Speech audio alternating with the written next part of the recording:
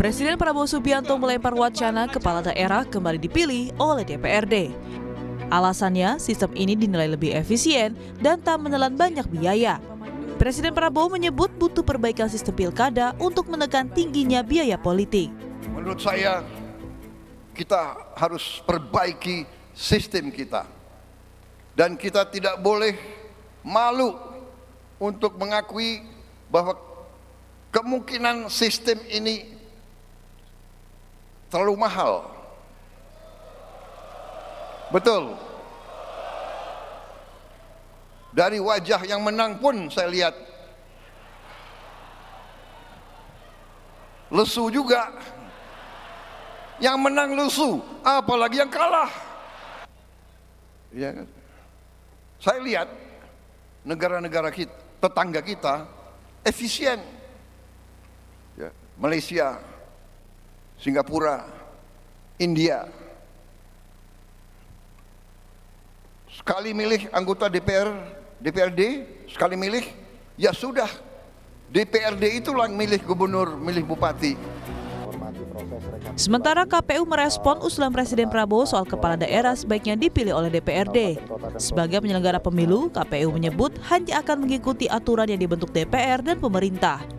Menurut KPU, evaluasi pemilu serentak 2024 akan disampaikan ke DPR dan pemerintah untuk jadi bahan pertimbangan dalam menjalankan pemilu ke depannya.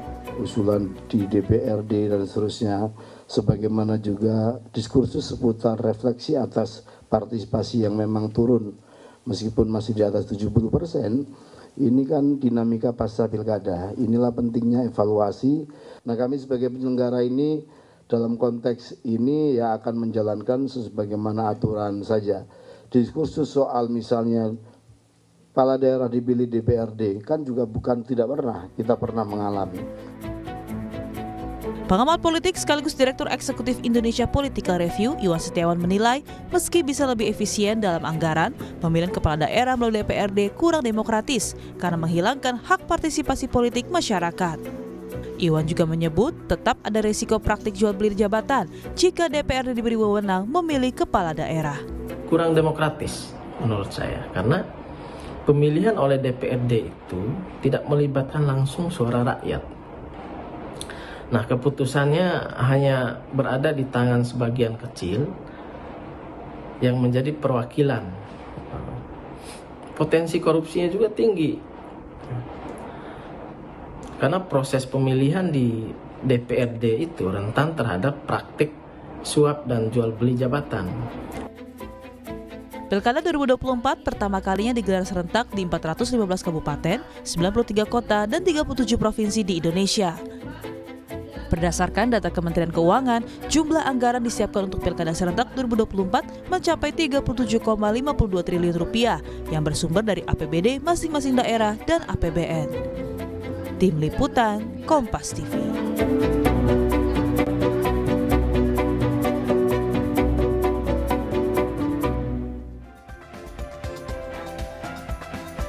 Saudara, wacana perubahan sistem pemilihan kepala daerah dari pemilu langsung ke pemilihan oleh Dewan Perwakilan Rakyat Daerah atau DPRD yang diusulkan Presiden Prabowo Subianto memunculkan beragam tanggapan. Tepatkah wacana ini jika direalisasikan untuk pemilu ke depannya? Akankah bisa menekan mahalnya biaya politik atau justru sebagai bentuk kemunduran demokrasi? Akan kami bahas dengan sejumlah narasumber yang hadir di studio. Ada pakar hukum tata negara Prof. Juanda. Prof. Juanda, selamat pagi. Pagi, Assalamualaikum. Waalaikumsalam, Prof.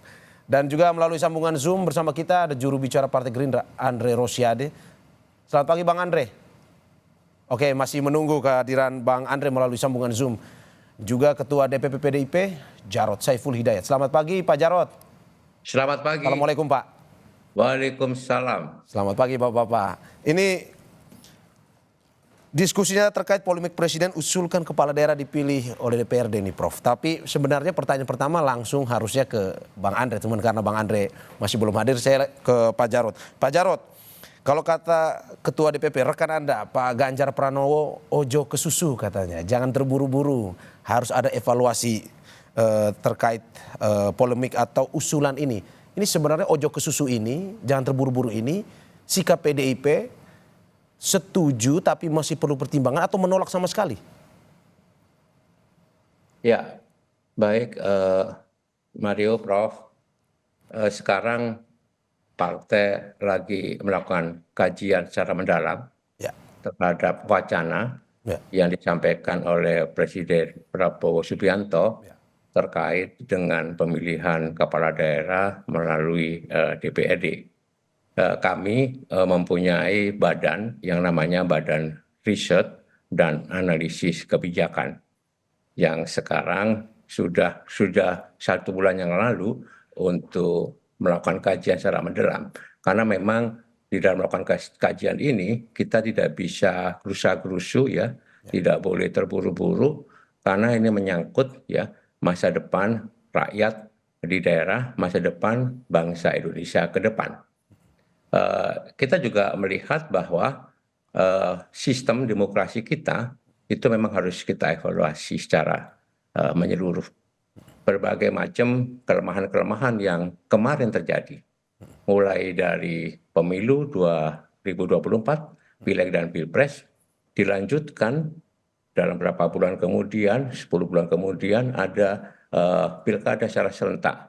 Dan ini satu proses politik yang sangat mahal, berbiaya yang sangat mahal, membutuhkan waktu, tenaga, dan kemudian juga memunculkan berbagai macam dinamika di lapangan.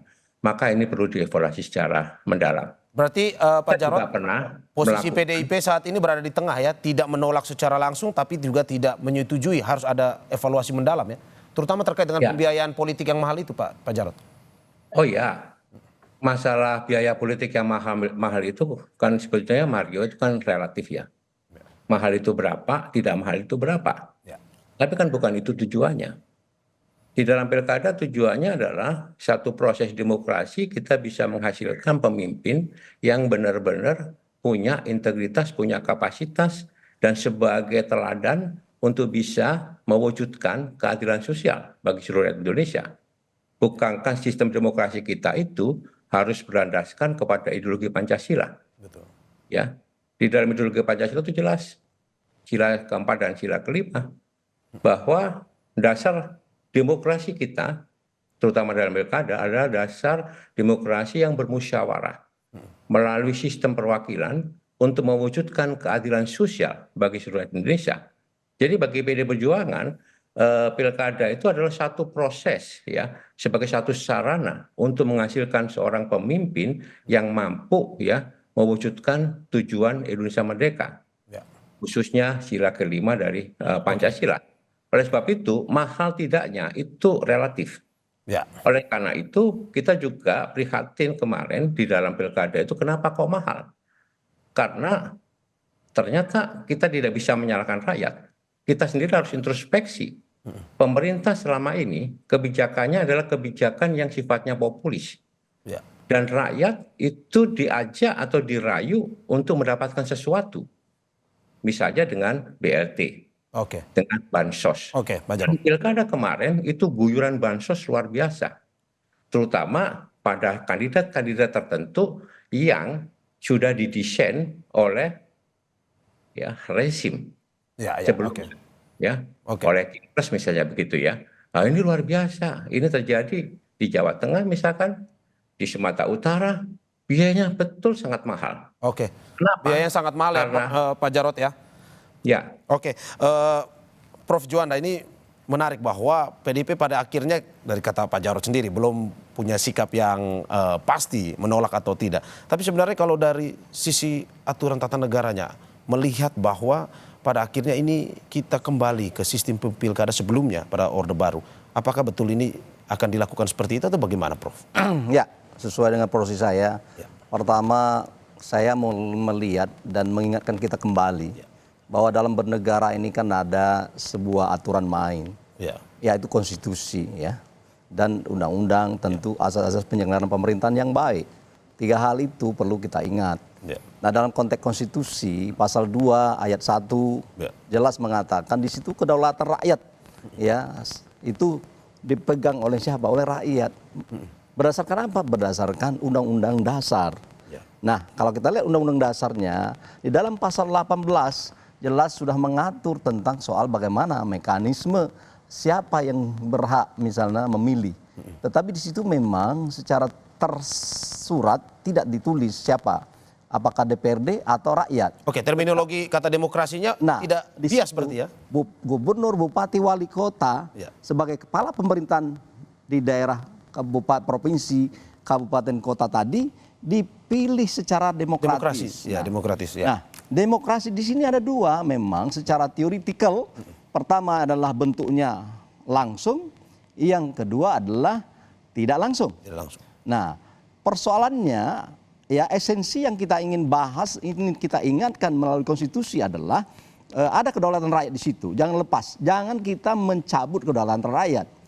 Persoalannya apakah memang melalui DPRD itu adalah menggambarkan ada esensi kedaulatan rakyat atau tidak? Bisa saja itu seperti yang sebelum ini berdasarkan misalnya undang-undang 2248 dari sebelum kita reformasi itu ya itu semuanya DPRD ya, kemudian 2299 itu DPRD. Sejak 2004 itu mulai wacana itu muncul bahwa ternyata ya pemilihan yang dilakukan oleh DPRD itu juga banyak yang tidak jujur, banyak kelemahan-kelemahan. Oleh karena itu muncullah wacana sesuai dengan perubahan konstitusi kita, presiden dipilih langsung oleh rakyat, maka apakah kepala daerah tidak dipilih oleh rakyat? Namun persoalannya memang konstitusi itu dibuat oleh para politisi. Nah ini politisi yang belum negarawan mungkin. Nah, kenapa demikian? Karena dalam pasal 18 itu kenapa tidak connect dan tidak sejalan atau tidak konsisten dengan pasal 7, pasal 6 itu bahwa presiden dipilih oleh rakyat misalnya. Seharusnya kalau memang mau tegas misalnya bahwa bupati atau gubernur, bupati, wali kota dipilih oleh rakyat misalnya. Ini tidak. Tetapi ini digantungkan, diabstrakkan ini supaya memang inilah akibat dari menjadi bias, Prof. Bukan bias, memang inilah sebuah strategi politik supaya dinamika politik ini bisa berjalan nanti ketika kelihatannya ini cocok DPRD, kembali ke DPRD. Ini cocok. Nah, ini saya kira untuk dalam konteks prinsip membuat konstitusi tidak pas. Dan itu saya kira perlu dipikirkan kembali. Tapi secara tegas Prof, saya ingin pernyataan Anda, apakah betul jika misalkan melalui DPRD kita mengalami kemunduran demokrasi atau Saya kira tidak demikian ya. Makanya saya katakan. tidak demikian maksudnya? Ya, saya kira tidak. Kalau soal mundur tidak mundur ini begini ya. Saya ingin melihat dari kacamata yang lebih luas ya. Sebenarnya tidak dilarang ya untuk kepala daerah itu dipilih oleh DPRD. Tapi pertanyaannya apakah DPRD, mohon maaf kepada yang masih punya jiwa kenegarawan ya, kawan-kawan di DPRD itu bukan arti semuanya. Apakah sekarang ini bisa kita percaya dengan sebuah cerminan karakter pola yang ada di DPRD itu bisa dijadikan sebagai refleksi mewakili rakyat nantinya.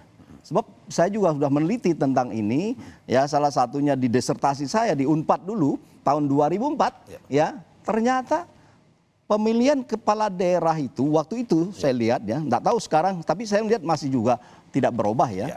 Bahwa semakin berpikir transaksional baik itu di DPRD maupun di tempat lain.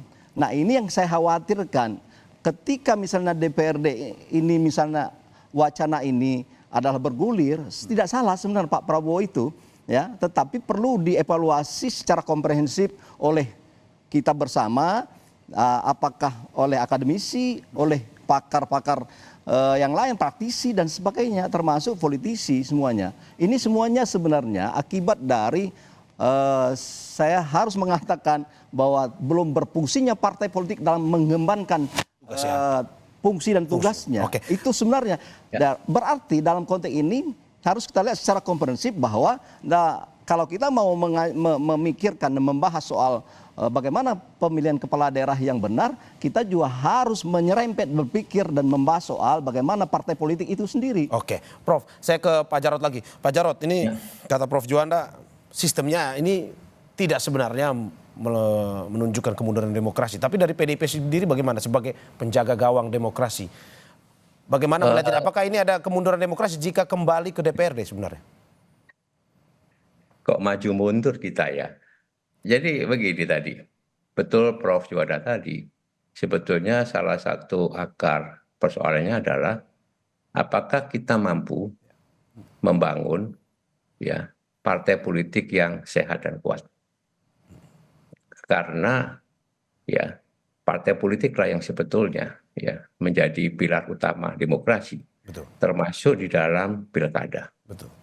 Ini tantangan bagi partai politik untuk bisa melakukan proses kaderisasi, pendidikan politik, dan kemudian mempersiapkan calon-calon kepala daerah atau pemimpin yang tadi sampaikan sosok pemimpin yang betul-betul negarawan, Ya. yang bisa menjadi teladan, yang mampu mengemban amanat penderitaan rakyat dan mewujudkan kesejahteraan rakyat. Betul. Ingat bahwa demokrasi itu bukan tujuan. Sistemnya demokrasi itu bukan tujuan. Itu hanya alat, hanya sarana untuk mencapai satu tujuan. Tujuan tertingginya adalah tentang bagaimana kesejahteraan rakyat. Proses pilkada yang kita lakukan kemarin itu yang luar biasa banyaknya, luar biasa rumitnya, memang mengandung berbagai macam kelemahan. Tapi ujung-ujungnya juga bahwa partai politiklah yang bertanggung jawab. Oleh sebab itu, PD Perjuangan itu berkomitmen ini mengundang para ahli tata negara, pakar-pakar tentang ilmu politik dan sebagainya untuk melakukan kajian secara mendalam. Ini bukan persoalan macam-macam, bukan persoalan main-main. Ini bukan hanya untuk kepentingan partai politik saja, bukan hanya untuk kepentingan PD Perjuangan saja, tapi ini untuk kepentingan seluruh rakyat Indonesia. Makanya kita tidak boleh kemudian gerusa-gerusu ya cepat-cepat untuk mengambil keputusan atau kesimpulan bahwa ya harus melalui DPRD. Oh, bukan begitu. Betul. Kita harus melihat dulu secara betul-betul komprehensif. Oke, Ya, berarti kelebihan kelemahan. Kenapa? Ya. Karena kita lagi dalam proses pencarian sistem demokrasi yang khas Indonesia, sistem demokrasi Pancasila yang di Indonesia yang paling sesuai dengan kultur dan natur bangsa Indonesia seperti apa. Ya, dan saya senang sekali karena wacana ini dilontarkan di awal pemerintahan. Sehingga kita punya waktu 5 tahun untuk melakukan kajian secara mendalam sebelum kita melakukan revisi terhadap undang-undang partai politik, termasuk undang-undang pilkada secara keseluruhan. Pak Jarod, berarti slogan one man one vote itu tetap dipegang teguh oleh PDIP, Pak ya? Dalam arti pemilihan langsung masih harus tetap, kalau mau bilang demokrasi, pilihan secara langsung oleh masyarakat. Ya, memang. Tadi betul bahwa Prof. Juwanda tadi mengatakan bahwa suara rakyat itu suara Tuhan. Ya. Bahwa suara rakyat itu harus dihargai, harus dihormati. Ya. Persoalannya adalah bagaimana bisa menjaga suara rakyat itu, di mana dia bisa betul-betul memilih sesuai dengan nuraninya, ya, sesuai dengan kebebasannya, kemerdekaannya, tidak diintimidasi misalkan, ditakut-takuti misalnya, tidak dirayu misalkan, melalui bansos, melalui money politik ya, melalui intimidasi dan sebagainya ya. Kalau itu terjadi maka betul-betul suara rakyat itu bisa menjadi suara Tuhan. Karena dia mampu betul menentukan pilihan yang paling tepat untuk memimpin daerahnya. Coba Mario, Prof. Juwanda, kita sekarang evaluasi di dalam pemilu kada kita ya. Berapa kepala daerah yang tersangkut kasus korupsi? Besar sekali. Ya. Baik gubernur, bupati, atau wali kota. Ya. Artinya apa? Artinya memang ada sesuatu yang perlu kita sempurnakan, kita perlu perbaiki di dalam sistem kita ini. Apakah sistem one man, one vote, one value itu betul-betul selaras sesuai dengan bahwa suara itu suara Tuhan? Kalau sistem pemilunya, peraturannya itu dirubah-rubah sekehendak rezim, sekehendak siapa yang memerintah. Ini tantangan kita ke depan. Begitu Mario. Oke, Prof, ini saya ke Prof. Juwanda. Prof, ini melihat bahwa ini terus digaungkan one man one vote, tetap menjaga demokrasi, bahwa dengan pemilihan langsung kepada masyarakat ya masih lebih baik. Tapi memang tidak perlu terburu-buru, perlu ada evaluasi. Prof, kalau melihat bahwa tata aturan dan segala macam, kalau memang pada akhirnya seperti yang Prof bilang bahwa ini ada politisi-politisi, apalagi di pemerintahan sekarang Prabowo didukung oleh kekuatan yang besar partai politik ini, bisa memunculkan oligarki pada akhirnya, melihat kalau misalkan pada akhirnya dipilih oleh DPRD. Ya saya kira begini ya, kita lepaskan soal oligarki dengan soal wacana ini ya. Oke. Yang jelas menurut saya wacana ini bagus. Apakah itu sebagai warning untuk mengevaluasi ya sistem pemilu langsung dengan berbagai instrumen-instrumen, tentu perangkat hukumnya dievaluasi kembali dalam konteks misalnya penguatan penguasaan atau supaya efisiensi dari segi anggaran. Saya setuju itu ya apa yang diwacanakan, tetapi dengan catatan tidak mencabut prinsip kedaulatan rakyat, dan itu bukan saya yang bicara secara pribadi, tetapi itu kan konstitusi yang ngomong. Ya, pasal 2 ayat 1. Kita harus ingat itu. Siapa yang membuat konstitusi itu? Ya MPR. Nah, MPR itu adalah sebagai yang mewakili rakyat ya dalam konteks merumuskan konstitusi kita. Nah, apakah kita itu mau melanggar prinsip itu misalnya? Oleh karena itu, menurut saya dengan wacana ini mari kita evaluasi secara komprehensif, mengajak para pakar, praktisi, termasuk melibatkan rakyat, termasuk melibatkan para DPD tentunya, DPD sebagai wakil ya dari daerah-daerah. Ini jangan sampai kita lupa DPD ini. Nah, oleh karena itu saya kira nanti ketika ini misalnya sudah memang mengkerucut untuk mengambil keputusan misalnya, itu walaupun memang panjang dan berliku ya, tapi ini mekanisme harus kita lakukan, tidak hanya berdasarkan ya pikiran dan kepentingan partai politik saja. Saya ingatkan, ini yang berdaulat ini rakyat, ikut sertakan ya rakyat. Bagaimana mengikut serta rakyat? Banyak pola ya, apakah melalui referendum misalnya, walaupun memang itu jarang dikenal di Indonesia, tapi secara konstitusi, secara teori konstitusi, teori dalam hukum tata negara itu dibenarkan dalam kerangka bagaimana untuk melihat apakah rakyat ini setuju atau tidak. Misalnya itu pun dilakukan karena apa? Mungkin saja partai politik kita belum bisa menjamin untuk merepresentasi, memperjuangkan aspirasi rakyat. Ini problemnya. Kalau ini misalnya para partai politik itu sudah apa yang diinginkan rakyat dia ambil, dia agregasi misalnya ke dalam sebuah sistem politik, infrastruktur politik misalnya, maka itu saya kira tidak perlu referendum. Tetapi kalau itu belum, saya kira memang menurut saya perlu kita ingatkan bahwa boleh wacana itu dan sah wacana itu dilontarkan, tetapi mohon kajian secara komprehensif ya, kajian secara menyeluruh dalam konteks bagaimana kedaulatan rakyat kita. Oh, kalau misalnya mau ke DPRD misalnya, tapi saya ingin mengingatkan, boleh, tetapi ada jalur bagaimana rakyat ini. Nah, makanya saya berpikir agak sedikit jalan tengah. Misalnya seandainya para politisi kita ingin ke DPRD benar, tidak terbendung karena mereka yang membuat undang-undang, kita rakyat tidak mampu untuk mencegah nanti. Paling-paling di Mahkamah Konstitusi kita akan lakukan koreksi toh. Nah, makanya mungkin sekali lagi fungsi partai politik diberikan untuk dalam rangka menyerap aspirasi rakyat, bagaimana di daerah katakanlah gitu mekanismenya. Nah, dari ini rakyat itu memunculkan misalnya calon-calon kepala daerah yang yang terbaik kredibel lah. Ya. Nah, sehingga dari sini benar-benar partai politik menyerap, jangan lagi ada manipulasi aspirasi rakyat di sini. Nah, itu dibawa misalnya ke DPRD, bisa jadi dalam kerangka menuju kepada soal pemilihan kepala DPRD oleh kepala daerah oleh DPRD, tetapi ya rakyat juga terlibat misalnya. Itu saya kira. Prof.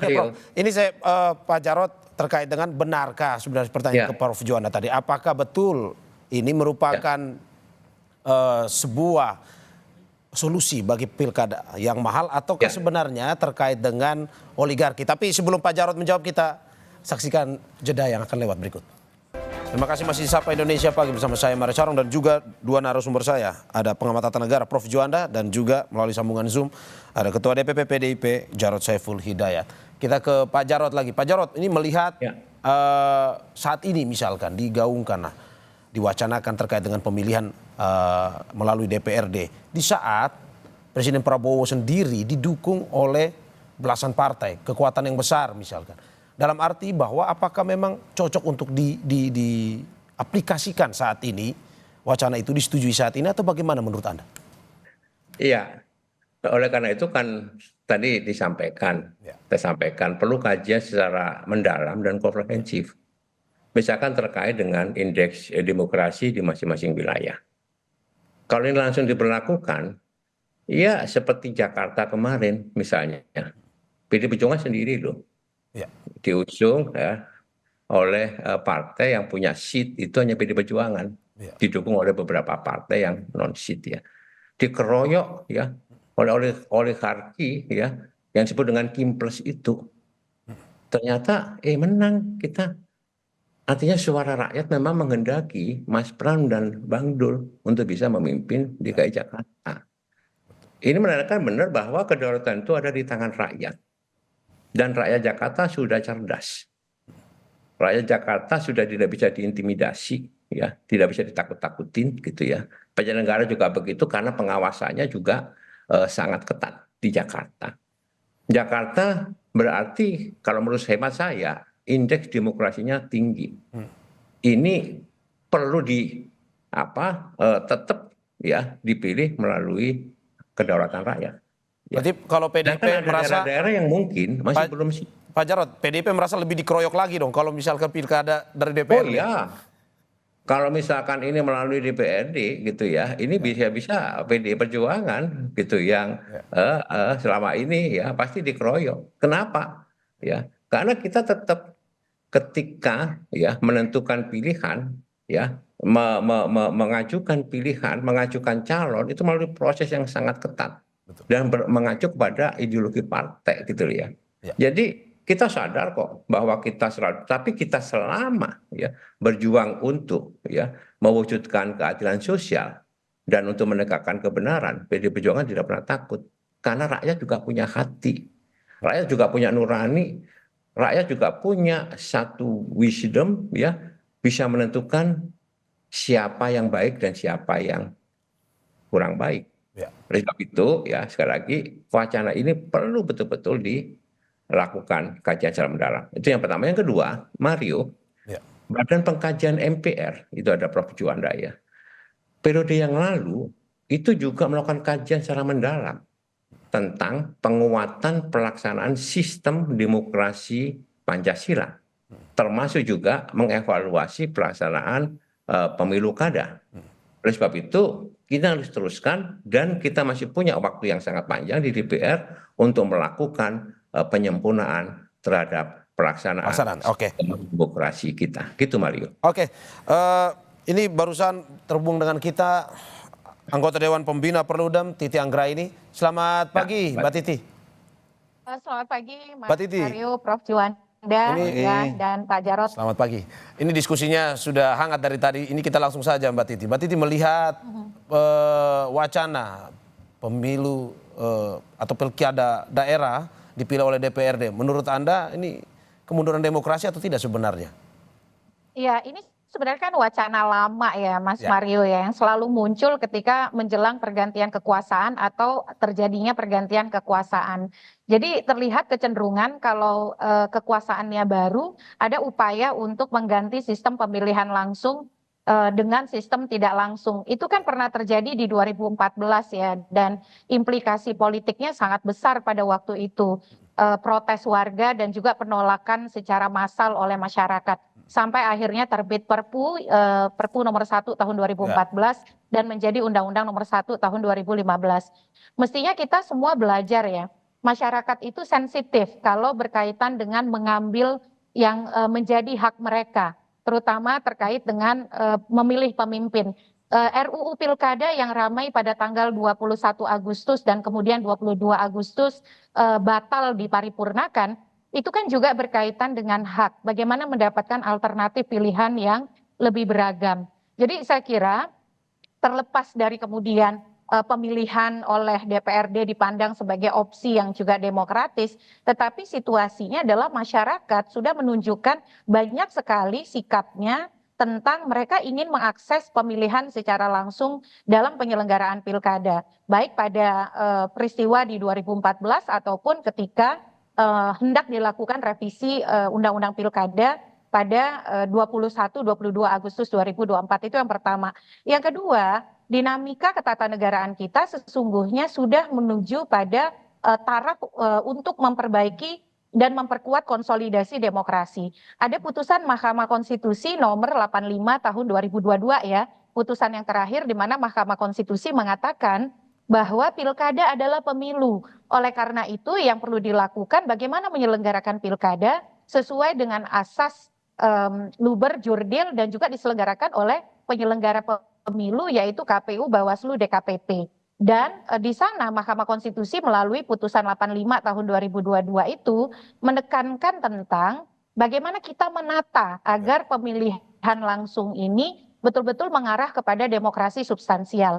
Dan itu pun kemudian ditegaskan oleh rencana pembangunan jangka panjang nasional tahun 2025-2045, yaitu yang terdapat di dalam Undang-Undang nomor 59 tahun 2024 dengan upaya melakukan kodifikasi pengaturan, yaitu pengaturan undang-undang mengenai pemilu dan undang-undang mengenai pilkada dalam satu naskah undang-undang. Jadi sebenarnya arah kebijakan bernegara kita sudah jelas begitu. Jadi tarik ulur soal pemilihan langsung atau tidak langsung lebih menggambarkan selera elit, dan itu pun kecenderungannya ketika sudah berkuasa ingin kemudian membuatnya menjadi lebih eksklusif hanya di antara para elit saja, dan itu saya kira risiko politiknya justru akan lebih besar ketimbang semangat efisiensi yang didorong. Tapi beda alasan dengan tahun 2014. Di tahun ini kan lebih ke soal efisiensi anggaran, bahwa anggarannya bisa dialihkan untuk sesuatu yang lebih berguna demi kepentingan masyarakat banyak. Ini menurut Anda sesuatu yang lebih bisa diterima masyarakat sehingga tidak sensitif lagi atau gimana? Ya, kalau soal alasan efisiensi anggaran sih banyak yang bisa dilakukan ya. Misalnya menyederhanakan jumlah kementerian. Jadi ini agak kontradiktif gitu. Untuk urusan elit bagi-bagi kursi, kementeriannya dibikin banyak 100 posisi lebih untuk para elit baik sebagai menteri ataupun wakil menteri. Tapi giliran mewadahi hak rakyat kok isunya jadi efisiensi begitu. Bayangin loh Mas Mario. Untuk kementerian-kementerian baru itu soal nomenklatur dan penataan struktur organisasi saja setidaknya butuh 2 tahun sebagai penyesuaian anggaran. Belum lagi fasilitasi protokolernya dan lain sebagainya. Jadi kita ini agak pelit kalau sudah urusan rakyat, tetapi kemudian begitu bermurah hati kalau sudah urusan elit ya. Nah ini menjadi sesuatu catatan yang penting kita garis bawahi. Yang kedua adalah begini. Kalau kemudian pemilihannya oleh elit, bisa jadi mekanisme pemilihannya lebih murah, walaupun tidak menjamin tidak ada politik uang. Ingat loh, kenapa Bu Mega menerbitkan Undang-Undang 32 2004 tentang pemerintahan daerah yang mengintrodusir pemilihan langsung pertama kali ya, yang dilaksanakan kemudian 2005. Ya. Alasannya sama persis, karena ada politik uang dan juga sandera politik di dalam pemilihan oleh DPRD. Makanya ada DPRD yang disandera, dikurung oleh rakyat, dikepung oleh rakyat. Jadi ekses politiknya malah mahal. Karena kenapa? Karena kemudian ada distrust begitu ya antara keputusan elit dengan apa yang menjadi aspirasi masyarakat.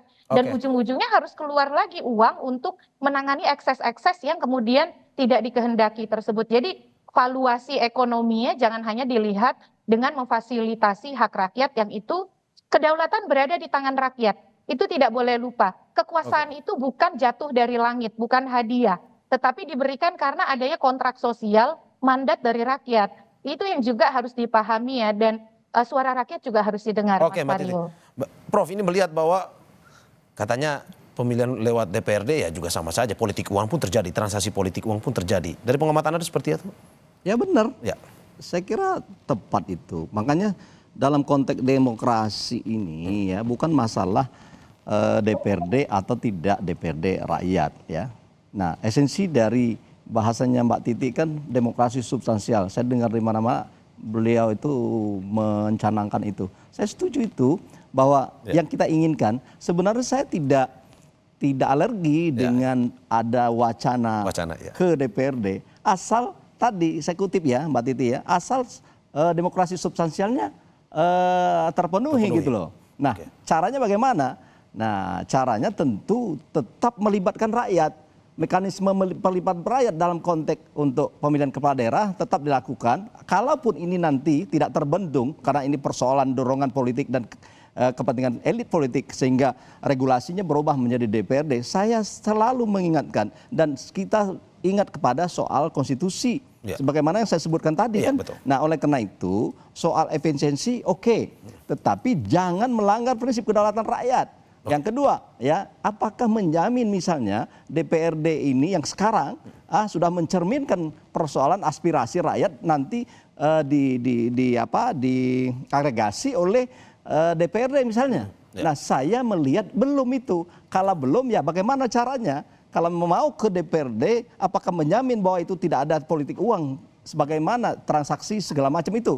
Kalau itu sudah misalnya DPRD ini sudah terisolir dan memang tidak lagi doyan dengan hal-hal seperti itu, saya kira tidak ada masalah ke DPRD. Tetapi kalau itu belum, mari kita lihat secara komprehensif bahwa ini apakah lebih bagus rakyat tetap diberi kedaulatannya melalui pemilihan kepala daerahnya. Ini merupakan sebuah prinsip kedaulatan rakyat 5 tahun sekali misalnya. Saya lebih setuju itu kalau memang DPRD belum bisa berbenah. Atau DPRD belum bisa menjamin dirinya adalah mewakili rakyat. Nah, itu saya kira berarti ini bukan soal masalah sistem tapi perilaku yang mencederai, perilaku koruptif yang sebenarnya harus di DPRD juga terjadi itu. Ya, boleh dicek, kita teliti. Ya, kita tidak menjudge ya, tapi kita misalnya melalui riset dan segala macam. Saya ya di 2004 sudah meneliti itu, ya. Disertasi saya melihat itu. Kecenderungan dan potensi untuk transaksional di DPRD itu ada. Oke. Saya ke Pak Jarod. Pak Jarod, ini melihat bagaimana pada akhirnya wacana ini diusulkan. Dari PDIP sendiri, saya kemarin melihat ada bahwa PDIP sendiri mengusulkan ada wacana, oke, ini boleh pilkada langsung tapi ada juga pilkada tidak langsung, asimetris, ini menggabungkan dua sistem ini. Seperti apa itu Pak Jarod? Kalau bisa dijelaskan pada kita. Iya, makanya saya sampaikan tadi kita butuh satu kajian secara mendalam ya. Di dalam pilkada itu bukan persoalan itu mahal atau tidak mahal, karena mahal atau tidak mahal itu relatif begitu ya, sangat relatif. Sekarang pun tadi Mbak Titi mengatakan bahwa pemerintahan boros banget dengan kabinet yang gemuk sekali itu ya. Itu mahal banget, ini pemerintahan yang mahal, membebani APBN. Jadi janganlah kemudian hanya diukur dari situ. Tapi mari kita ukur apakah proses pilkada kita ini, proses demokrasi kita ini itu bisa mampu menghasilkan pemimpin yang betul-betul baik. Pemimpin yang benar-benar mampu memajukan daerahnya, membangun kemandirian daerahnya, kedaulatan daerahnya, membangun kepribadian daerahnya, itu ya. Jadi oleh sebab itu ada misalnya ya wacana bagaimana kalau pemilu kada itu ya kita evaluasi ada pemilu kada yang asimetris. Misalnya asimetris. Ada daerah-daerah yang mungkin masih belum siap misalkan untuk pemilihan daerah secara pemilihan kepala daerah secara langsung. Misalkan daerah-daerah otonomi baru. Wilayah yang sangat luas kemudian pelosok-pelosok begitu ya. Kemudian pulau-pulau kecil dan sebagainya misalnya. Inilah kita perlu ada satu penelitian secara mendalam. Bagaimana dengan indeks demokrasi satu wilayah? Kerawanan misalnya. Oleh sebab itu, potensi-potensi peluang-peluang seperti ini perlu ya kita duduk bersama di antara stakeholders ini. Dan jangan hanya ini kemauan dari elit. Nggak bisa, ini adalah kemauan rakyat Indonesia, kemauan kita semua, kemauan bangsa Indonesia yang ingin ya memproduksi atau menghasilkan, memilih, menseleksi pemimpin yang betul-betul bisa jadi teladan. Bisa menjadi pemimpin teladan yang bersih, yang bebas dari kolusi, korupsi dan nepotisme, sehingga mampu benar dia ya bonding dengan rakyat di daerahnya untuk bisa memajukan daerah. Dan kami tidak sombong ini Mas Mario ya. Ya. Kebanyakan kepala daerah yang bagus-bagus itu berasal dari PDI Perjuangan. Wah. Mohon maaf, coba dilihat aja. Ya kan, sebagai berasal dari PDI Perjuangan karena apa kita konsisten untuk mendidik ini, menggembleng ini. Ya, Ya. Oke Pak Jarod, saya ke Mbak Titi. Mbak Titi ini dengan usulan terkait dengan pilkada asimetris dari Pak Jarod mengatakan bahwa ini ada usulan baru. Karena ini dikit-dikit kelebihan anggaran kita pindah ke sistem yang lain. Ini tapi ada sebuah perilaku koruptif kita pindah ke sistem yang lain. Nah ini ada usulan baru asimetris, ini tanggapannya seperti apa? Iya, Mas Mario, Pak Jarod, dan Prof. Juwanda, pilkada asimetris itu sudah kita praktikkan sebenarnya. Di Jakarta dengan 50% plus 1, di Aceh dengan partai politik lokalnya, lalu juga di Yogyakarta tidak ada pemilihan gubernur, dan di Papua ya, bahwa calon gubernur dan wakil gubernur Papua harus orang asli Papua. Jadi peluang itu dibuka oleh pasal 18B Undang-Undang Dasar kita. Tetapi harus diingat, pilkada asimetris karena dia melakukan diskriminasi terhadap hak pilih warga, ada yang memilih langsung, ada yang tidak langsung, atau kekhususan yang sifatnya istimewa ataupun khusus untuk suatu daerah, dia harus diatur dengan undang-undang khusus.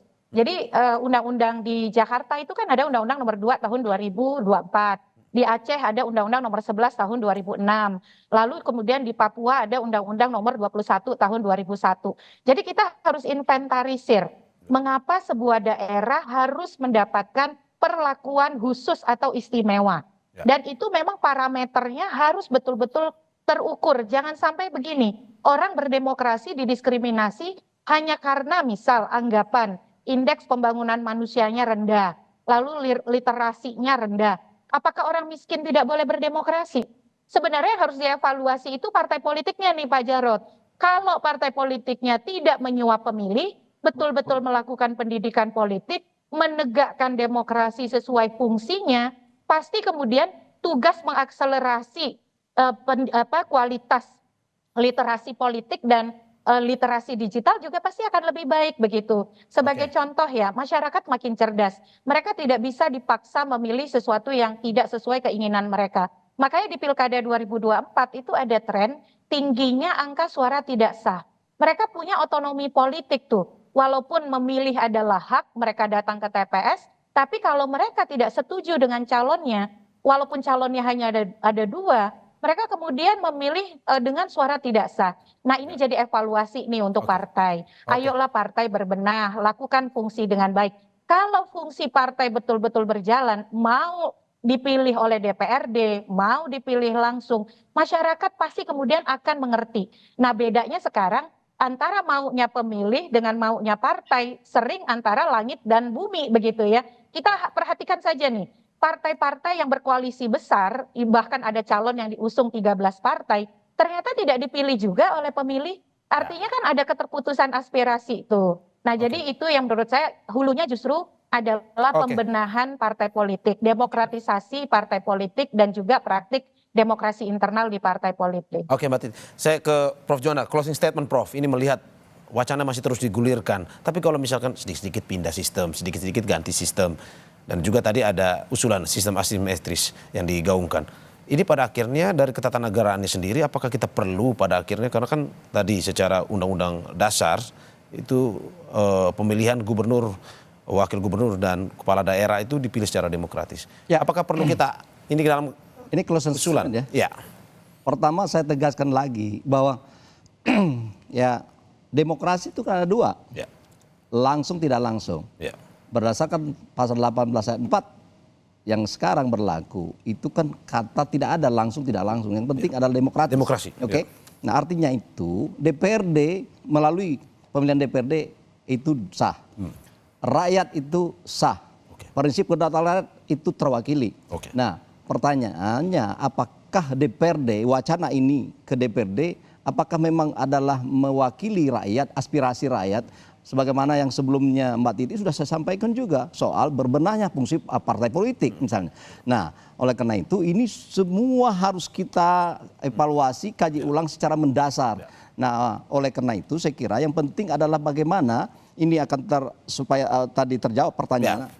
saya kira konstitusi itu coba MPR tegas saja bahwa misalnya bahwa pemilihan kepala daerah langsung sama dengan pemilihan presiden misalnya. Presiden, ya. Satu, atau DPRD selesai, tidak ada nanti wacana soal kepentingan elit segala macam, tetapi dengan perubahan yang begitu mendasar soal pengawasan, soal perangkat hukum yang lain, soal efisiensi anggaran, soal bagaimana kepala daerah, bagaimana fungsi partai politik untuk mencalonkan calonnya orang-orang yang bersih, orang-orang yang memang tahu soal rakyatnya, kepentingan rakyat, dan sebenarnya perlu Tapi kan nanti kalau misalkan sudah tidak setuju sistem ini nanti ganti lagi, Prof. makanya konstitusi. Ya.